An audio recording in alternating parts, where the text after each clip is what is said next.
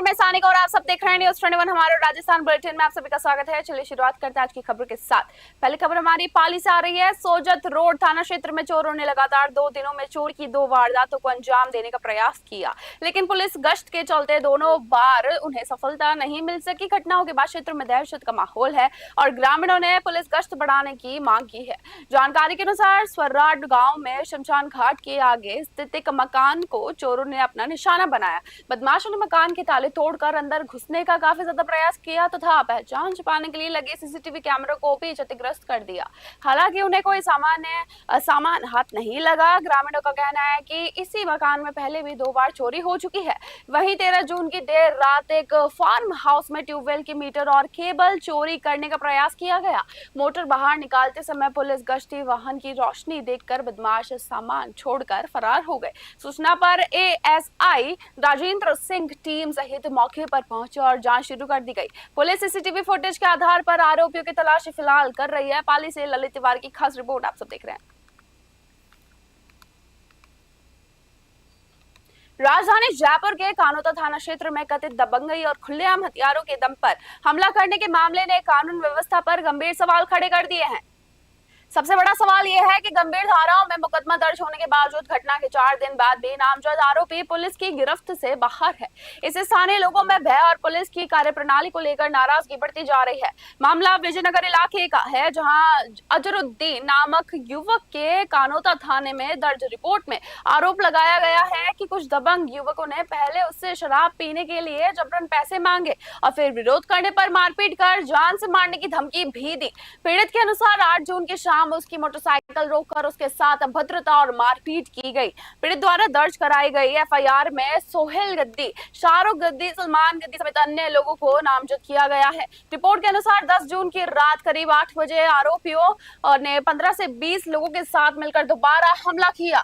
आरोप है कि हमलावरों के हाथों में लाठियां, सरिये और तलवारें तथा ये सब था उनके हाथ में, जबकि सलमान गद्दी के हाथ में कथित रूप से सिर्फ एक पिस्टल थी, जिसके जरिए डराया और धमकाया गया था। सिर्फ एक पिस्टल नहीं थी, बहुत बड़ा हथियार था जो अपने साथ में वो लेकर चल रहे थे। पीड़ित का आरोप है कि हमले में उसका हाथ टूट गया, जबकि बीच बचाव करने पहुंचे उसके रिश्तेदार के सिर पर गंभीर चोटें आई।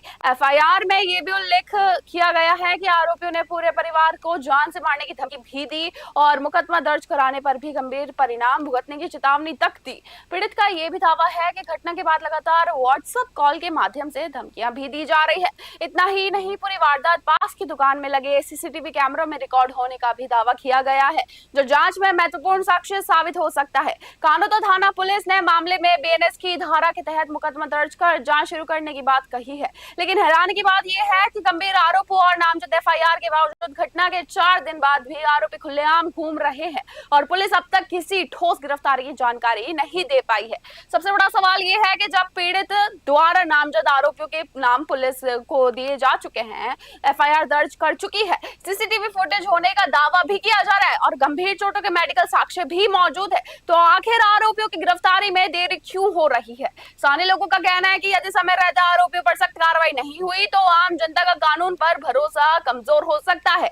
वहीं पीड़ित पक्ष का आरोप है कि आरोपी अभी भी अब धमकियां दे रहा है और परिवार भय के माहौल में जीने को मजबूर है। अब निगाहें कानोता थाना पुलिस और जयपुर पुलिस प्रशासन पर टिकी हुई है कि आखिर कब तक इन आरोपों में नामजद लोगों को गिरफ्तार किया जाएगा और पीड़ित परिवार को न्याय मिलेगा या नहीं। जयपुर से एहसान खान की खास रिपोर्ट।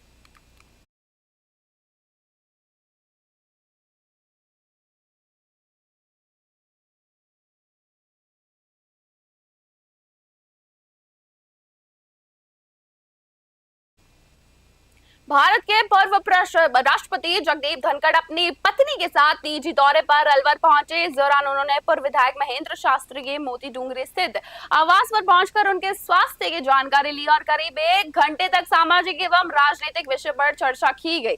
मुलाकात के दौरान दोनों नेताओं ने विभिन्न समसामयिक मुद्दों के साथ साथ पुराने सामाजिक और राजनीतिक आंदोलनों को लेकर भी विचार विमर्श किया।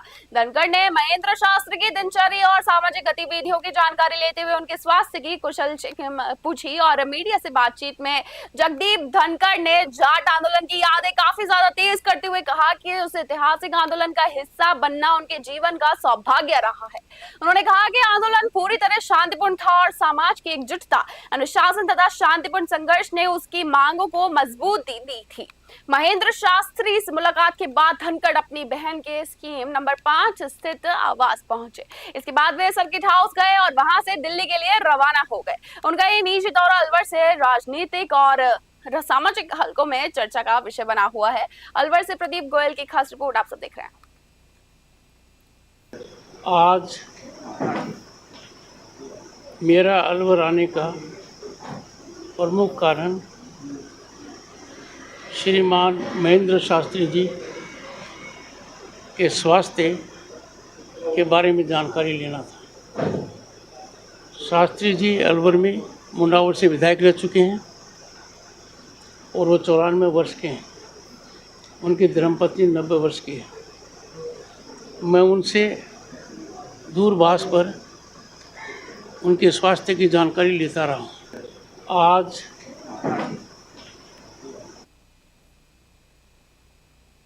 गोविंदगढ़ थाना क्षेत्र के खेजरोली गांव में आबादी भूखंड को लेकर विवाद हिंसक हो गया। पीड़ित पक्ष की शिकायत पर पुलिस ने 5 लोगों के खिलाफ मारपीट, पथराव, तोड़फोड़ और धमकी देने सहित विभिन्न धाराओं में मामला दर्ज कर फिलहाल जांच शुरू कर दी है।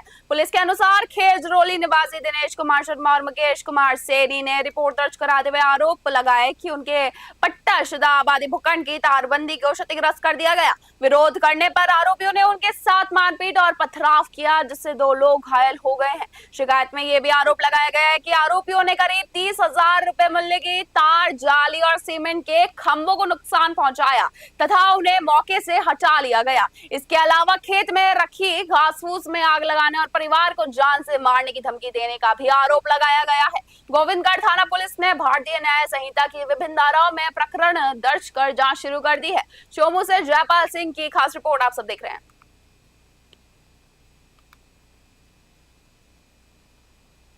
मुख्यमंत्री भजनलाल शर्मा ने प्रधानमंत्री नरेंद्र मोदी के नेतृत्व में केंद्र सरकार के 12 वर्ष पूर्ण होने पर मीडिया से संवाद करते हुए इसे सेवा, सुशासन और लोक कल्याण का स्वर्णिम काल बताया है। उन्होंने कहा कि प्रधानमंत्री मोदी ने सबसे लंबे समय तक निर्वाचित प्रधानमंत्री रहने की उपलब्धि हासिल की है और देश को भ्रष्टाचार, महंगाई, आतंकवाद तथा नीतिगत व्यवस्था जैसी चुनौतियों से बाहर निकालकर विकास की नई दिशा दी है। मुख्यमंत्री ने कहा कि पिछले 12 वर्षों में करोड़ों लोगों को पक्के मकान, बिजली, गैस कनेक्शन, शुद्ध पेयजल, शौचालय और मुफ्त राशन जैसी सुविधाएं मिली है। आयुष्मान भारत योजना के तहत गरीब परिवारों को मुफ्त इलाज का लाभ भी मिला है। उन्होंने बताया कि युवाओं के लिए कौशल विकास, स्टार्टअप इंडिया और डिजिटल अर्थव्यवस्था को बढ़ावा दिया गया है। उन्होंने कहा कि किसानों को पीएम किसान सम्मान निधि, सिंचाई सुविधाओं और बढ़ी हुई एमएसपी का लाभ मिला है। राष्ट्रीय सुरक्षा के क्षेत्र में सर्जिकल स्ट्राइक, एयर स्ट्राइक और ऑपरेशन सिंदूर जैसी कार्रवाइयों का भी उल्लेख किया गया है। जयपुर से खास ब्यूरो रिपोर्ट। हमारा राजस्थान बुलेटिन में बस इतना ही। देखते रहिए न्यूज़ 21। धन्यवाद।